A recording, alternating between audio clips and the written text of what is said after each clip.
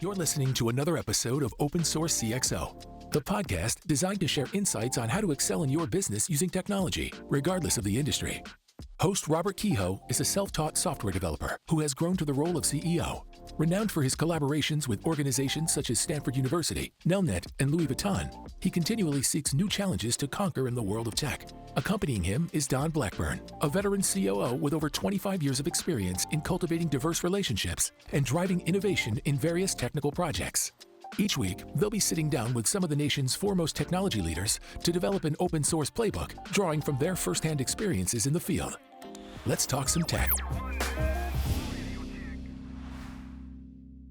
Sorry, today we're here with Vance Collins, who's with Flight Schedule Pro. Correct. Here in the Kansas City area. Welcome to the podcast. Do you want to tell us a little bit about yourself, a little bit about the company? Yeah, absolutely. We'll start way back now. I've been a developer, my whole career. I started out as a developer, and I always say that I kind of got tricked into leadership. And I went the architect route, and usually by the time that you've gone the architect route, few people go back down and go back up towards the leadership route. But I did, and I always saw leaders as being in meetings all the time, and I didn't want to do that. And it kind of leads into some of the things that we want to talk about later, but had no desire to be a leader or anything like that. And as I mentioned, I kind of got tricked into it. I don't know if it was a deliberate trick, but it happened, and found out that I actually loved it. Oh. So went up that path of a few companies, and now I'm at Flight Schedule Pro. And a little bit about Flight Schedule Pro: we write software for the aviation industry, particularly flight schools, but our software, as you might gather from the name Flight Schedule Pro, it started out as just scheduling, but it's morphed into a whole lot more than that. And it handles a lot of the operations for flight schools, for fixed-base operators at airports, for maintenance facilities. And we also recently acquired a logbook that pilots would use. So everything from a zero-time pilot to, a captain with 15,000 hours. So we see the pilots now in our system from the day they do their discovery flight to the day that they retire. That's cool. Yeah. That's awesome. And more colleges are getting into this, right? It's a huge thing. So right now, it's been a thing for the last 15 years, but post-COVID, it got even worse. Is we have a massive pilot shortage. Yeah. And airlines actually have airplanes that are sitting on the ground because they do not have enough pilots to fly them. Mm-hmm. So everybody's trying to get enough pilots through the system, ramped up and able to get into that right seat originally and then the left seat. Problem is it takes a while. Sure. You got to have 1,500 hours to fly commercial, and that's just a minimum. Right. And it's not easy to get to that point. So these schools are trying to be more efficient, to try to get more people in, and that's where we come in. We try to make the schools more efficient, keep their airplanes in the sky more. That's their biggest cost, is when the airplanes are sitting on the ground. So if we can keep students in the planes and the planes flying, then they do a lot better. So from a tech perspective, what does your shop look like at Flight Schedule Pro? How many developers do you guys have? What's the makeup of your team? When I started there a couple years ago, we had 5 developers. We're sitting around mid-20s now, I believe. Okay. So we've had some rapid growth recently to kind of match the industry and their needs. I think you guys made Inc. 5000 recently too? We did. Yeah, there's been a couple of Incs that we've made, awesome. For just the growth trajectory and stuff like that. It's pretty amazing watching it happen. But I saw it a little bit from the outside before. I always joke, I knew about the company for a long time. I'm a pilot. And so I knew about Flight Schedule Pro. And I told a friend of mine, I'm like, hey, he went to work there. Actually, a guy that I taught Agile to back in some of the early days of Agile. And he went there as a BA. And I'm like, if you guys ever hire a tech leader, you need to let me know. And they did. I actually interviewed before the position was open. Oh, nice. So, yeah. So 20 or so devs. What's you don't have to, but can you elaborate on the tech stack? Sure. Yeah, so we work a little bit in pods. Sometimes we do more of a swarm. It's something we've done recently, is switched into dedicated streams, but we might combine more devs over here to jump on a feature that we really want to get out. So it depends on how many cooks you can get into each kitchen. Mm-hmm. Our tech stack is mostly .NET. We have a heavy investment in Angular. So we started out in Angular JS, and then we're upgrading all of our Angular to the newest version of Angular. We're almost done with that, so that'll be nice to finish up that tech debt. As, 2 more weeks, right? 2 more weeks. It's always 2 more weeks, right? Yeah, but we're getting close. It's feeling really good to have most of that in our rearview mirror. So .NET on the back end, then Angular on the front end. The company we acquired, of course, has to be a different tech stack. So they're primarily Node and React. Okay. So and then Mongo and SQL. So You plan on migrating that or keeping it? I think expanding? we'll probably keep it where it's at. And they're on AWS, we're on Azure. So we just almost no overlap at all. Yeah, but keeps things challenging, right? No, that's awesome. Yeah. Okay. So what are we discussing here today? Then I guess One of the things you and I talked about was servant leadership, which is it's a term that I guess is you hear fairly often nowadays. I think it's becoming very popular, but it's something that I personally haven't been that familiar with, and I don't think you are either. So I'm really interested to hear about that. So first off, I guess what is the definition of servant leadership, and kind of start there, maybe. Yeah, and it's funny you said that it's becoming more popular. Someone said something to me the other day. It's like, there's a lot of people that say that they do servant leadership, but a lot of people say they do agile, right? Right, sure. exactly. And saying you do it doesn't necessarily mean that you do it. And there's varying degrees of it. But servant leadership basically flips the importance paradigm on its head, right? As the leader, you're the most important, but in servant leadership, you're down here. You're kind of the least important, and the person that's closest to the customer becomes the most important. And your role as a servant leader is to serve them. And if you serve them, then they serve the person below them, and then they serve the customer. So eventually, you're serving up through to the customer. So you really think about the people that report to you, to your peers, as the people that you're there to serve. One of my favorite examples about this is you hear frequently people will say, hey, if you're the smartest one in the room, then you're in the wrong room, right? Yeah. Well, Just okay, saw that so yesterday. so you go out and you hire really, really smart people. Well, if you do that, and then your thought process is, well, I'm hiring these smart people so that they can serve me, then you completely miss the boat, right? You hire these really smart people. You micromanage them. Yeah, right. Or tell them how to do their job. Let them do it, right? Right. Your goal as a servant leader is to help them be successful. And if you help them be successful, it's not completely altruistic, right? If they're successful, then you're successful. Right. But if you truly come into it without that mentality, but if you come into it as this is a chance to serve, not as a chance to lead, then they will respond to that, and they will be more engaged. They will be more excited about what they're doing, and you'll get more out of them, honestly. Sure. So staying with the agile theme, that's a defined practice, right? That's something that's you can get certified. You can it's all kinds of things. It's well documented. Is it the same with servant? Is there like A plan or a pattern? Right, a particular program that you look to practice that, or is this just kind of a philosophy that you kind of buy into? It is a philosophy, and we'll talk a little bit about the history of it. I'm sure that someone out there is creating some kind of certification for servant leadership. This was a book that was written back in the 70s by Robert Greenleaf. He's the first one actually it was an article, and then it became a series of articles and then put together in a book. He based on a book written by Hesse, I don't remember his first name, but it was called Journey to the East. This is a guy that took a trip with some of his employees, but he was the servant on the trip, and they didn't know. And then, it wasn't until the very end that they realized that he was actually the head of the organization. And it was interesting. And Greenleaf had spent 38 years, I think it was, at AT&T training managers.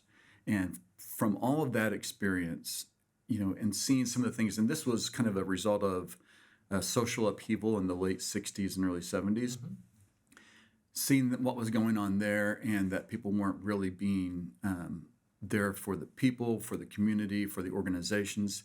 This book really spoke to him, and that's where he came up with the idea of the servant leadership. But if you go all the way back, Cicero, Lao Tzu talked about the importance of serving people 500 BC. So it's not a new concept. Sure. It's just a popular one, and it is definitely a corporate buzzword. People talk about it all the time. Correct. It's just like when people say, "Well, I'm agile," or "This is AI." Right. Yeah. Exactly. It's the cool thing to be right now. But I will say that I kind of felt like I was doing it before I realized that there was a term for it. And that's sort of how I felt about it too. It's like, even here, like we're always sort of going out of our way to try to make our devs' job easier. Sales, operations, we all kind of work together to try to help other people make their job a bit easier. But it just seemed, I almost felt like I knew about it before I actually knew about it.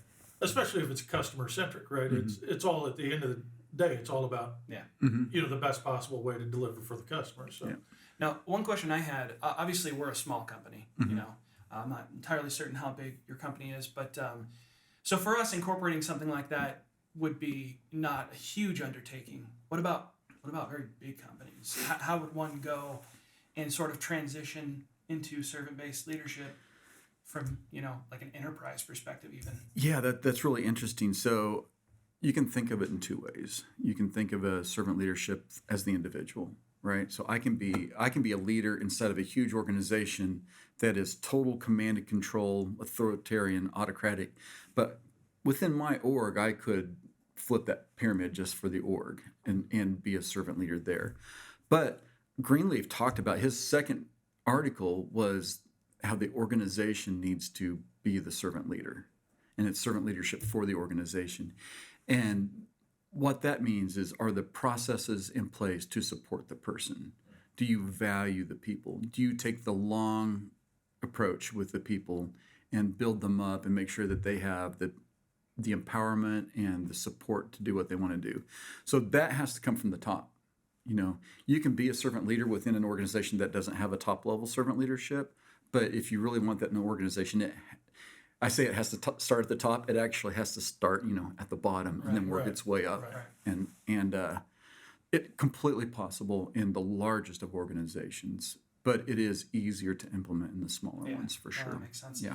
How do you balance sort of the organizational need versus individual need? So obviously, as a servant leader, your job is to mentor or provide whatever need or whatever you need to clear any roadblocks, doing like that. But at what point that sort of becomes a challenge? So at what point do you sort of reorganize the organization's needs over somebody's personal needs? Is that have you dealt with anything like that? Yes, and that's going to happen, right?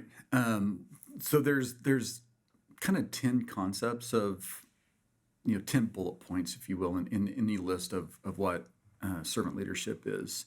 And one of them is stewardship. And that's actually stewardship mostly for the organization. Are you being a good steward of the organization's resources? So that's actually baked into servant leadership. Are you taking care of what needs to happen for the organization? The other one is commitment to people and the community. So it's not just the organization, but the community in which the people work, So you've got to think outside of just that part of it. It's all part of servant leadership. Now, being authentic with your people, being honest and transparent, we can talk about some of the other ones where that's important. But if you're open with your employees and they're not a right fit for the organization, then you're not doing them any kind of service by keeping them on. But if you're transparent with them and you exhibit good candor, then they're going to have the trust in you that what you're telling them is the right thing, right? So I think that if there's a time when an employee or a particular individual isn't the right fit for the organization, then you've established the trust, you've established the candor within the transparency so that you can have those conversations. Right. So that's how you would deal with sort of that opportunistic behavior, somebody who maybe doesn't fully buy into this whole paradigm. Or take advantage of it. That's what I would imagine. There's always going to be people that will try to take advantage of a situation. human behavior. You know? Yeah, So, exactly. Yeah. It is human behavior, and it does happen. That should show up in other areas, right? If they're taking advantage of it, then Right. they're not getting something done. They're not fitting somewhere. And as long as you're being open with them and helping them understand that, your goal isn't just to make their life easier, but to help them fit in with the organization. And if they're not, then your role is to help them understand how to better fit in and to be a contributor. Most people really want to do something great, right? They want to make a difference. They want to be a part of the organization. They want to be a part of the product They want that to gets feel put out. valued, Yeah, exactly. And so if you give them a way to do that, then it's possible that somebody will take advantage of it at some point, but it'll show up in other areas of their work. Gotcha. So we were kind of talking. This isn't the first time you've practiced this. In the first organization, you've kind of, for lack of a better term, parachuted into less than ideal situations and had to kind of turn things around. So are you usually the driver in this? You've gone into these organizations that didn't have any servant leadership qualities or didn't practice any of these and institute it, implement it? Yeah, most of the time, yes. And I will say at Flight Schedule Pro was one of the first times where I wasn't brought in to fix something that was broken, right? I was brought in because they needed to scale quickly. Right, sure. And so it was actually a different hat for me to wear that I've worn in quite a while. They had a great culture already in place, and my goal was just to scale that culture with more people. Yeah. When I've had to go into an organization in the past where it's broken, the teams are dysfunctional, the first thing that I have to do is establish trust. It's kind of funny. The two first traits of servant leadership are listening and empathy, and I would put something in there as well. You can't do servant leadership without being an active listener, and I don't do that naturally. If you're a coder or you're an engineer of any kind, when people start talking, the first thing you want to do is start fixing, right? You listen for about the first 4 words. Oh, right, I've got enough to fix your problem. And so it's really hard. And it's something I've had to work on my whole career is being a better listener.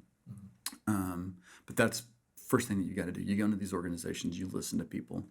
Covey says, seek first to understand, then to be understood. And it's the same thing. Go in, you listen, you understand.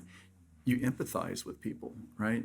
If you can't put yourself in your employee's shoes, then you can't serve them. So you have to think about where they're at, what their needs are.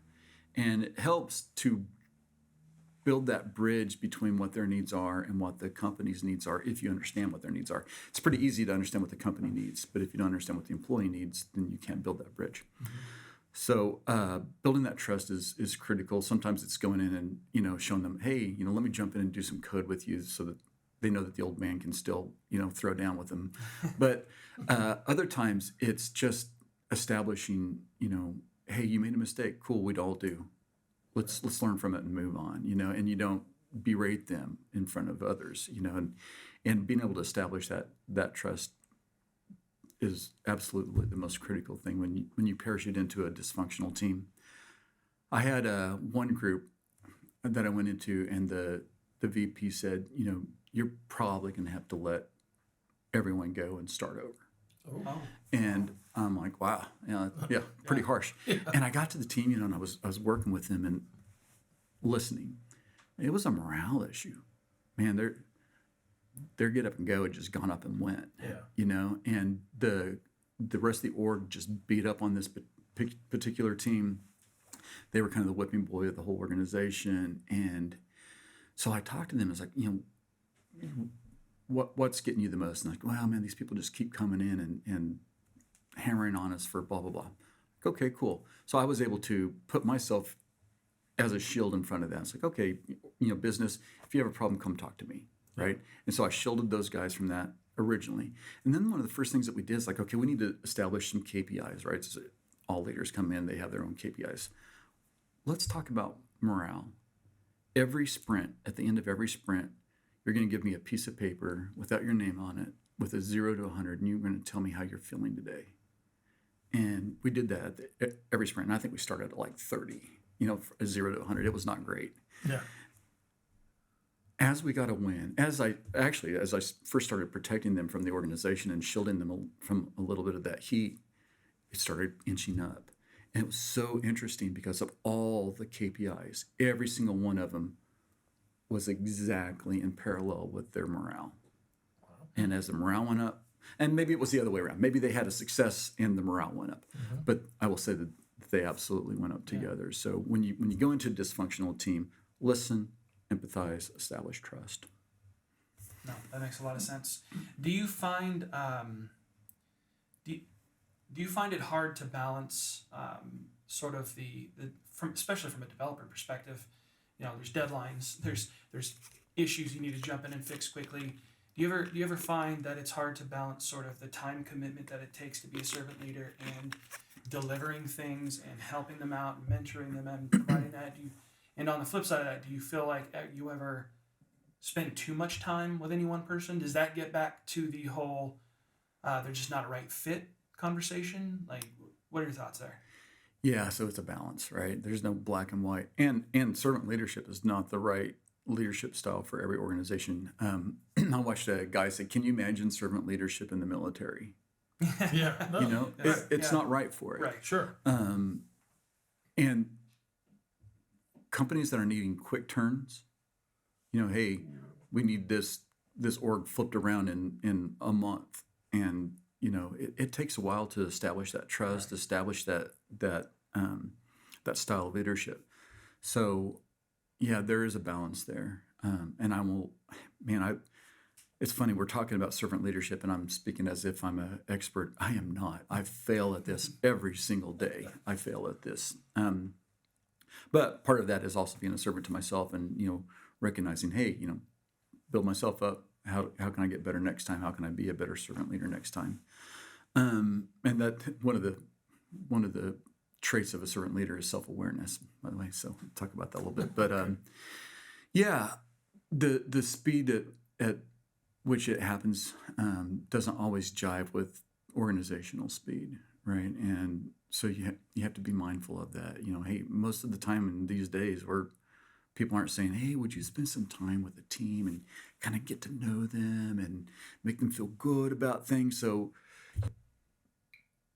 but there's also, when employees are engaged and when they feel good about what they're doing and they feel like they're empowered and they feel like, you know, that bottom up kind of thing. Sounds like it's pretty common to spend less time. It is, after a while. They sort of yeah.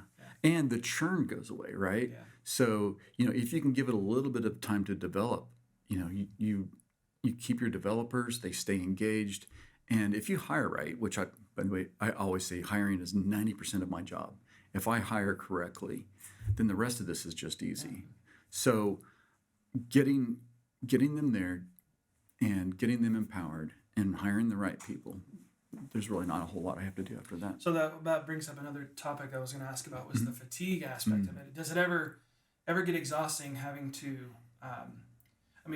constantly, you know, I guess if you do hire the right team, it's probably not, but you have to train somebody to train, you know, like you said, it goes from, well, technically the bottom up. Everybody's got to be a part of that. So what sort of, I guess, you know, tools is there training? Obviously you're mentoring so they can mentor and off down it goes. So I guess is there any sort of I guess I would call it fatigue, but does it get exhausting having to do this? Fatigue is a good word for it. Yeah. Absolutely. One of the first terms that Greenleaf talks about is sacrifice, personal sacrifice, giving of yourself, right? That's rarely easy. And when you do it, it takes something out of you. Now, it's like giving a Christmas gift.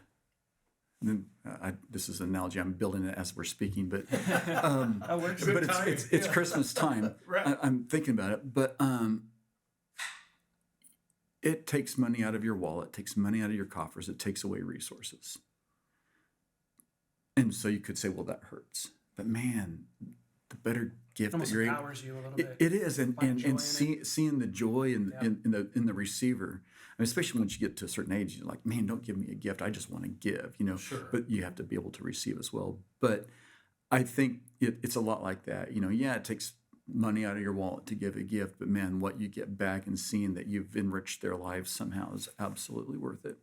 Gotcha. Those give and take there. Yeah. And I would think as you're going in, you almost have to have the buy-in from the CEO and, you know, the upper, you know, your superiors from the beginning, don't you? I mean, you can't, I guess you could come in and implement it, like you said, in your small organization, but it's better if everybody's buying in and you're getting the patience on that, you know, from them, and you're also getting the understanding that it may take a minute. It does, and you don't always get that. The org I was telling you about before, where I was told, hey, you're going to have to come in and can all these guys. My leader there was a little bit more autocratic, and you know, I will say that, you know, as I was working through this process, he was definitely mentoring me to become more like him, and I tried that a little bit, and it's actually, you know, in the military and stuff like that, that style works. And you have to have multiple leadership styles in your pocket, right? Servant leadership does not work in every organization. In that org, I was trying to establish it underneath a more authoritarian leader above me. I will say that as I tried to put on that hat and try to be like that, you know, my employees completely, you know, rebelled. And it wasn't because they were rebelling against that leadership style. It's because I was not authentic, right? Like you were almost impersonating. I was impersonating something. I was trying to be something that my boss wanted me to be, but I just wasn't. Right. So that's where I would honestly see more of the problem is if you're in an organization where you're not able to be your authentic self. Mm-hmm. And if they say, you know, hey, we're not like this, but you can go ahead and do that, you know, whatever works, then I think that you're okay as long as you're able to be authentic. But if there's contention and the rest of the organization doesn't exhibit servant leadership, then yeah, there'd be a real problem. So I guess sort of how would one who really doesn't know much about this, let's say they're listening to this podcast right now and then, you know what, I think that might benefit. How would one sort of explore, you know, what were the first steps they would take to start implementing? Not get certified. Yeah, go ahead and get certified. Somebody will offer you, if you give them $2,500, they'll certify you. Well, start with that book, maybe. Yeah, so Servant Leadership, the book by Greenleaf would be a good place to start. There's another one, Servant Leadership in Action. I can't remember which author, but he's got a lot of other business books out that someone I appreciate. So it's more application. But even just in the dealings every day, you know, if you go to your employees, your peers, your kids, your wife, everybody, and say, how can I serve you? You know, I think a lot of times as leaders, we assume that we're given that position because we're so smart or we're so good, right? And if you think that you're in that role because of that, and you think, well, I've got all the answers, then you can't be a servant leader. But if you go into that role thinking, you know, hey, I'm in this role because I've shown that I can be a good servant and get people together. You know, I might be good at organizing teams, you know, and that's my role, not because I'm such a great coder. I'm gonna take a turn on this a little bit. When I first got into leadership, I was pretty proud of my code. You know, I think once you get to a certain level as a coder, I think we're all a little bit cocky and confident, right? And I was a little bit younger. And I had a friend and a mentor who would talk to me about music too. And he would always say, well, how does this apply to something you know? And I remembered back in college, I got an extra bit of a scholarship because I was a second base and I could sight read. And for whatever reason, basses in choir just tend to not read music very well. I don't know what it is. You lower the voice, can't sight read. I don't. Anyways, so the choir director would always ask me to sing louder in rehearsal so that I could kind of set the path for the other musicians. And I got used to that. And man, when we'd get to the concerts, I'm like, wow, I know these pitches better than the other basses, so I need to sing louder so that everybody hears me. What was happening was, yeah, people heard me just fine, but I wasn't blending well. And at some point, I think I heard a recording or something like, yeah, man, you can definitely hear me, but the blend isn't great. And what I realized was my voice, and this is a silly analogy, but it's so true. My voice being heard was not lending itself well to the overall song. And when I realized that and said, man, I need to back off and think more about the song. And the second I thought more about the song than my individual voice, things changed for me. Yeah. Same thing happened with leadership. As soon as I quit caring as much about my individual code and who thought I was a badass coder, and then people, when I quit caring about my individual code and lines of code that I wrote, and I started thinking more about the project and the team, it was like this huge switch in my head changed, and all of a sudden I got excited about leadership and building teams and building projects. So no, that's awesome. I like the analogy too. That's good. Yeah, and honestly, going back to the listening and empathy and transparency with the team members, I have found that when I'm able to share something that's a part of my life with them, it helps with that empathy. One, it humanizes me a little bit with them, and we can talk about it. I remember one team I had to ask people to, hey, we're going to have to work really hard, and we're going to have to spend a lot of hours together, after hours, weekends, whatever, we need to get this project done. And that's hard to do, one, if you don't have the trust with people. And I had been sharing, hey, I play in a band, and I'm like, they knew about it, and I would talk about it, and it's just innocuous thing. But when we got to that point, I'm like, man, my band members are so frustrated with me because I haven't been learning the materials before practice because I've been here with you guys. And I showed them, hey, this is a thing for me too. And by being transparent with them, by showing them part of my life, I was able to show them, hey, I'm human too. This is affecting me in the same way. Exactly. Sure, yeah. Makes total sense. Now, unfortunately, in development, much like a lot of industries, that's definitely got to get in those trenches as leaders, but also like sometimes you just got to get stuff done. So it's just unfortunate, but it is the truth. We've had to do it a couple times the last few weeks. So how does that translate? So you said, I think you said 90% of your job is hiring, something to that effect.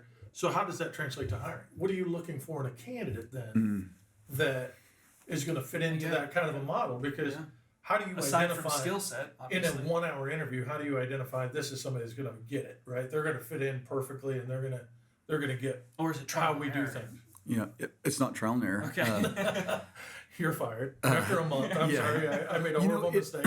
It's interesting. I've been really lucky with the people that I've hired for the most part. I let my team do the tech screen, but I also ask them to do a personality. Hey, is this someone you want to work with? But instead of having the team do the tech screen, and if they pass that, then they come to me and I do the kind of the culture fit screen. And is it someone that would fit into this kind of organization? I do that first, almost every time, depending on if my schedule allows. I will interview the people first. I don't want to take 4 developers off of their job to interview and screen these people. And mine might be short, half an hour or so, that first one. But I'll ask them questions about, what's important to you. What do you want to do? I'll ask them about places before, managers that they liked and didn't like, and how they like to be led, and how they would lead others if they had the chance.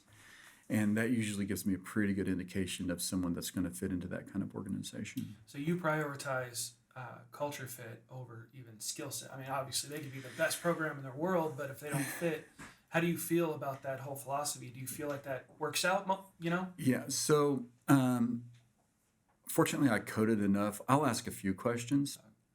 You know, you guys have interviewed, you know, within 5 minutes you can tell if their resume is accurate or not. Yeah.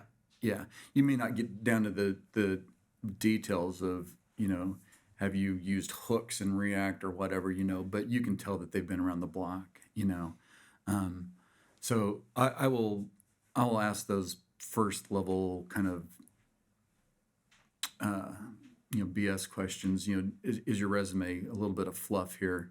But if I feel like, you know, they pass that, then I'll go with the rest of it. I'll let my devs do the tech screen, and every one of them has the right to say, you know, hey, I don't think this person is up to snuff technically. So I don't hire people just because they're a culture fit. Right. But I won't even give them the opportunity to do the tech screen if they're not a culture that fit. makes sense. It does. And yes, we have done a ton of hiring, especially over the last 3 or 4 years. And I've kind of gotten to the point, and I've been around staffing my whole career, but I've kind of gotten to the point where, especially with developers, that even if they're not a perfect fit from a technical standpoint, if they've got the right attitude and they got the right, A willingness to learn is also absolutely critical. and the drive to really be the best, or you know, to really, that they're not just doing it for a paycheck, right? Yeah. They're doing it because it's a passion and because they love it. If you can get your hands on those guys, Yeah. then you know you can teach can learn. code. Yeah, you they can can teach learn. code all day long. You Absolutely. can't teach. Well, you can, but it takes a lot longer to Harder teach to teach personality, yeah. work ethic, and things like that. Yeah. So, you know, you find people that have the right drive, ambition, desire to do well, desire to work on a team, be collaborative. You know, if they have the basic understandings. When I was doing C#, I would hire Java developers that had all those.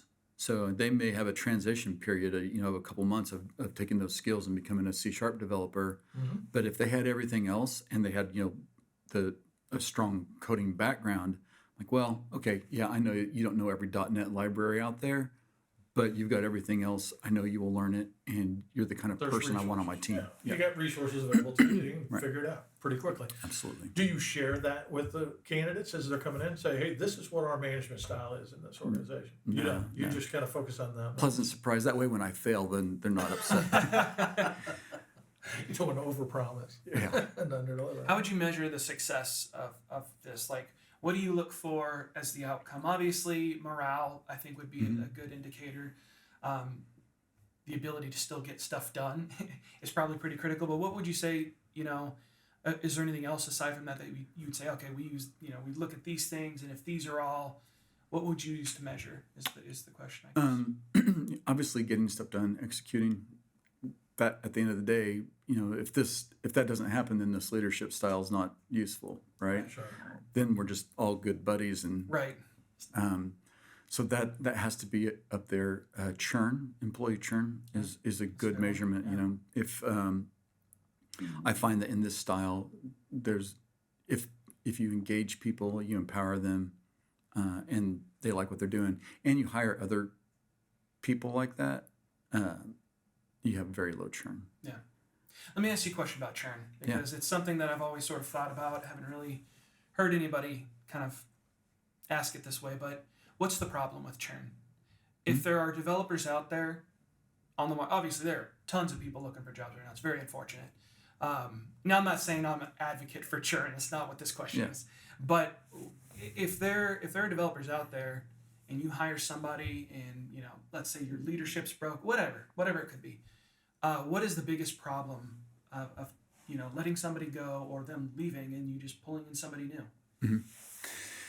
Yeah, sometimes that's nice. You get new ideas, you get new ways of thinking, you get fresh blood. I'd rather do that through growth than churn. I agree with that. Definitely. And fortunately, at least for a while now, that's been my experience. I've been able to do that. It takes such a long time to get someone up to speed. And yeah, they can be coding, they can be checking in code on day one. I say for the most part, and people have poo-pooed this before, I think it takes a year to really be an expert in a domain. Wow. I- Okay. Now, when I was a consultant, obviously, you get dropped in and you got to You be got a month. you got a couple hours, Right. Yeah. That's what So, we do a lot. yeah. Too. Yeah. Yeah. But to really understand the domain, I talk to my project managers or product managers, and we in our role that they're kind of the BA and the product managers, product owners. And I'm like, when we do our planning and grooming, I want the developers to feel like they were talking to the customers. So the why is really important. For someone that doesn't have the domain knowledge, the depth of the domain knowledge, then they're probably not going to get that why a whole lot. Yeah. Do you feel like developers?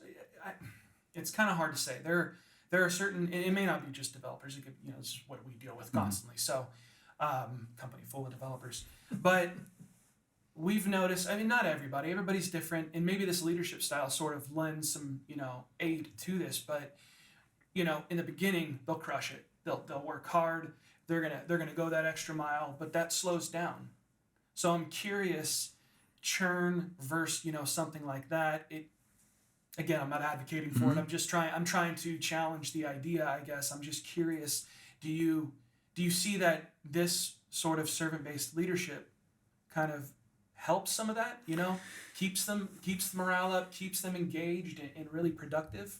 It would if it's done correctly. Sure. Trickles down to the customer, right? So then become the servant to the customer, and you're trying to it's do everything you can for them. it's easy to go fast when you don't have any legacy code to support, when you don't have anything else that's bogging you down. And honestly, developers that have been around for a while end up mentoring new people, whether they're in a mentor role or not. People will reach out to them, hey, how do you do such and such, right? And that slows them down.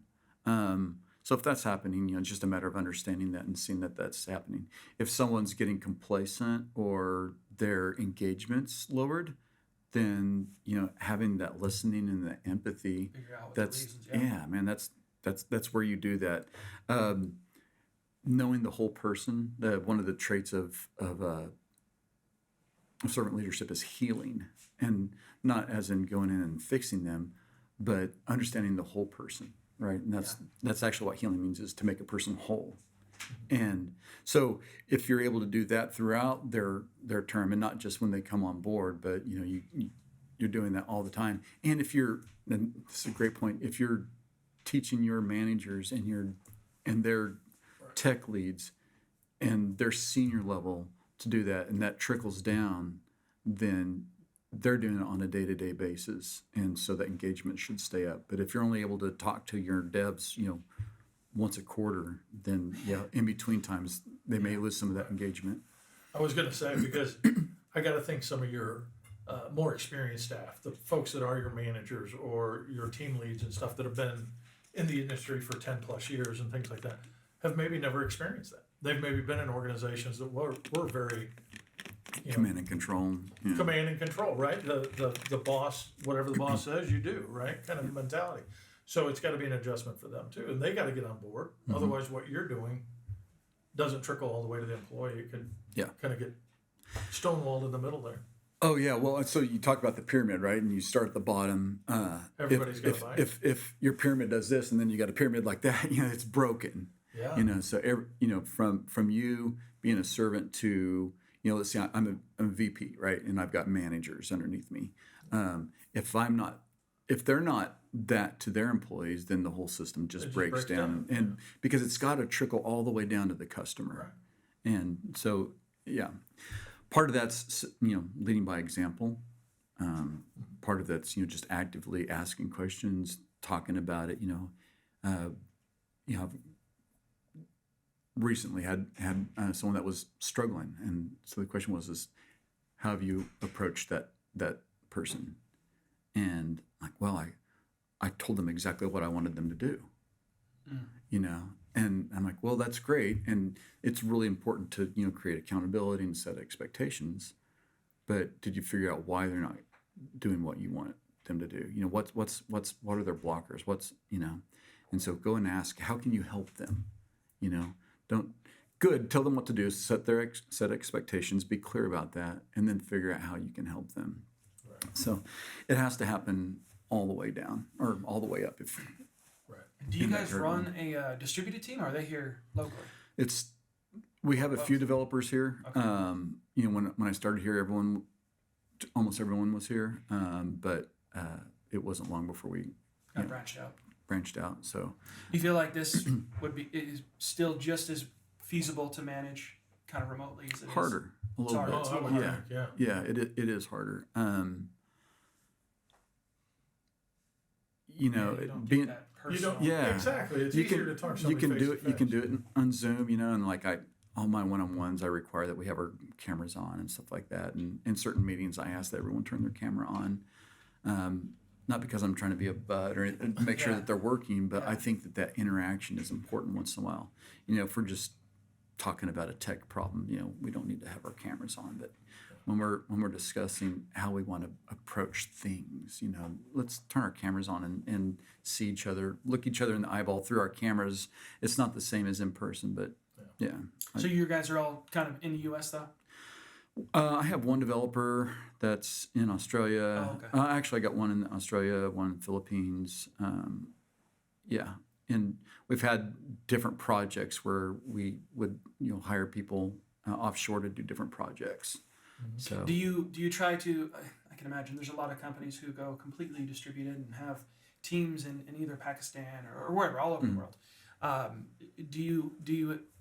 Do you implement this for that sort of a team, the whole even across culture and time zone, and how does that work? That's a great question. For the project teams where you deal with an outsourced project company and they have a PM, a lot of times you're not even talking to those developers. Correct. Right. So it's really hard to do that. The best that you can do is in your interactions with the people that you do have influence over,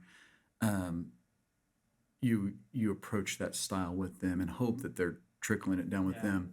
So a lot of those projects, you really have no control over how they're treating their employees. When I'm talking to a potential group like that, I try to get an idea of how they talk to their employees. But yeah, you don't always know. So best you can, absolutely. And it's interesting. I don't know culturally, any culture that I ran into where this didn't apply, where people didn't like being appreciated like this. Right. No, that totally makes sense. I was just curious. Even language barrier that could be a little different. What the problems they're dealing with are completely different to what we deal with here. So If anything, it might be a shock because they're so used to having just told what to do all the time, not so much people really caring about what it's very they thought. predominant in just the development community in general. You get your tasks, you deliver your tasks, and that's what it is. Right.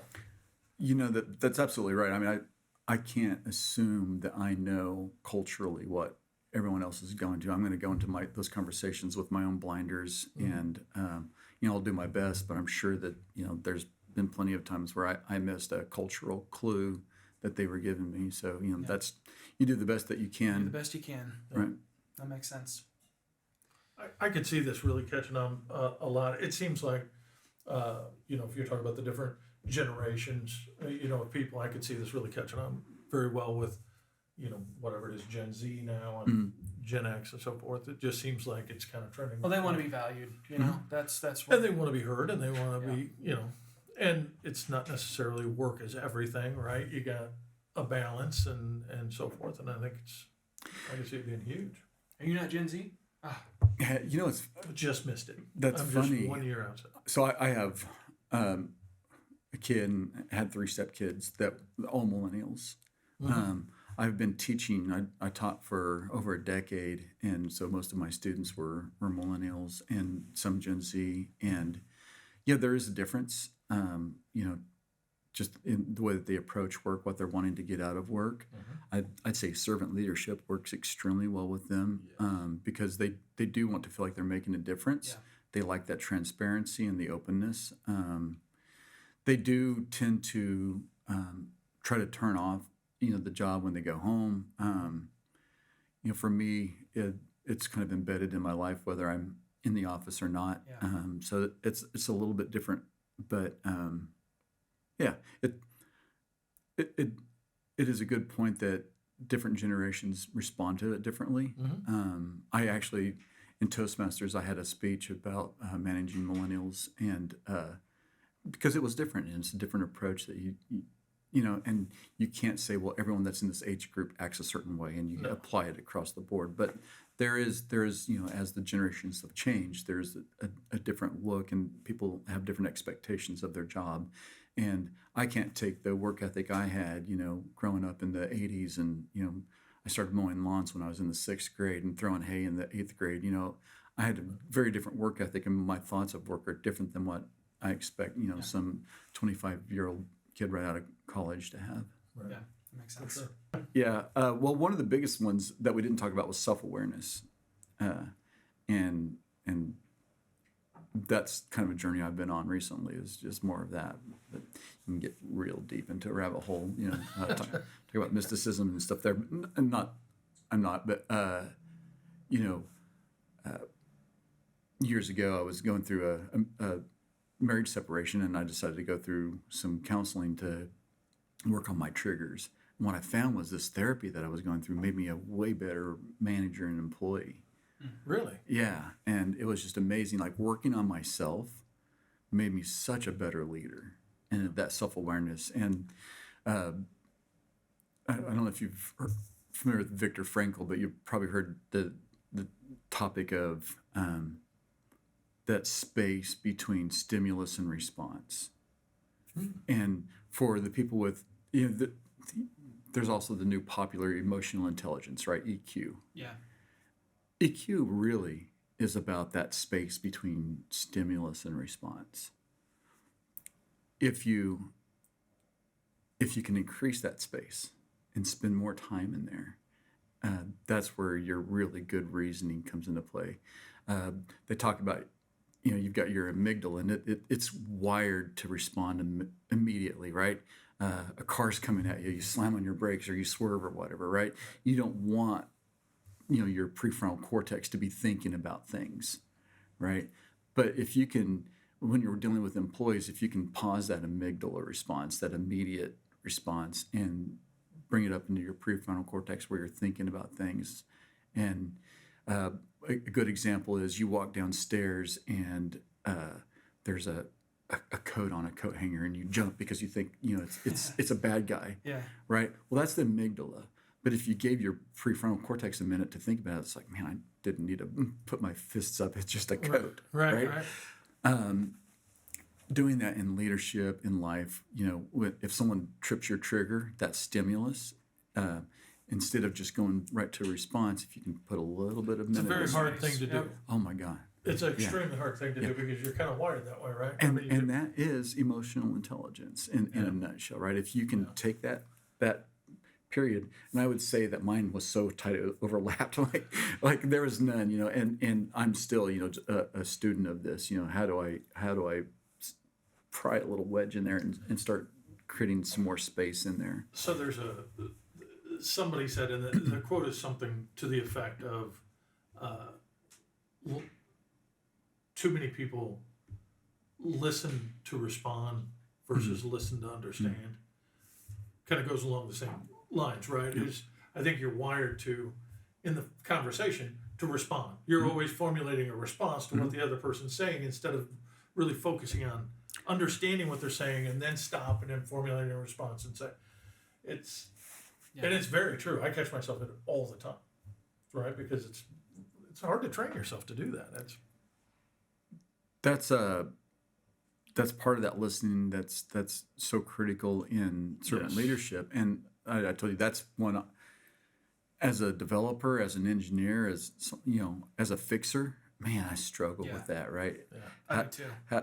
I think being a husband get you a little bit better at that, because you learn like, hey, I don't need you to fix this, just listen, Exactly. and maybe a husband, spouse, whatever, parent, don't fix this, just listen. I'm just, and so that it's really hard to turn off that fixer, that man, I could write 8 lines Especially of when code. that's your job too. Right, yeah, Right. exactly. It's like, oh, you have a problem. I need to solve this. Yeah, let me go get my hammer. Yep. So Makes a lot of sense. What was the and they can splice some of this in. So was there another topic or anything that so that the thought of just self-awareness in servant leadership, I have found has really served me the most. It's also been the hardest and most painful, because that's when you're really looking at yourself and you evaluate things. You're like, man, I could have done that one better, and so, but that's part of continuous improvement, right? If you're not doing your own, postmortems or after actions, then you're not going to improve. So that self-awareness also leads to so many of the others. We talk about authenticity, right? Well, it's hard to be authentic if you don't really know who you are. Right. That's a good point. It's hard to be empathetic with others if you don't really know what you are yourself. So all of that kind of stems from that self-awareness. Being committed to the people in the community, I'd say that you also need to be committed to yourself and improving yourself. And Sure. the rest of that kind of comes along. There's 3 other things that we didn't really talk about, 3 traits of servant leadership, and they're listed as persuasion, conceptualization, and foresight. And persuasion, that happens with trust, right? You develop trust with people. And what is the definition of leadership? Is the ability to influence, right? Or persuade. You can't do that without the trust. You can tell people to do things, and if you're in a command and control environment, they will do it. In the military, if I give you an order, you're going to go out and you're going to do that order, right? Doesn't always work that way in the business. Conceptualization really is just kind of being using the cliche, but thinking outside of the box, right? Can I just take a big picture and twist it around and look at it from all the different views? And then foresight, that I equate to wisdom. Foresight's being able to anticipate things before they happen, and that's hard to do until you've experienced things a few times. Right. With my guys, a lot of times, and they get frustrated. So I've mentioned I'm a teacher. I love the Socratic method of teaching. Ask questions, right? So I know the answer, but I don't want to give that to them. And so a lot of times I'll be like, so what would happen if, have you thought about, I don't know, what do you think we should do? It drives them crazy. A lot of times they're like, dude, just give me the answer. I know you know what it is. And I think my students were that way a few times. And my kids, oh my God, they're like, okay, professor, just tell me the answer. Do you find yourself asking those questions to your staff? Oh yeah, all the time. Yeah, all the time. So foresight really is just being able to anticipate problems. If I see that I feel like my employees haven't necessarily anticipated something, I'll be like, I wonder what would happen if, or have you thought about, and so I try not to give them the answer, but at least get them looking in the right direction. Absolutely. No, I think that's So, awesome. and those are the kind of the things that we talked about. And then you brought up one of the biggest challenges. One is, it's a lot of fatigue. It's hard to do. It doesn't work in every organization. There are some organizations where you need fast turnaround, or that command and control is critical, like in the military, where you can't wait for someone to make sure that their feelings are okay with it before they execute an order. Yeah. Yeah, exactly. No, I thought this is a very good topic.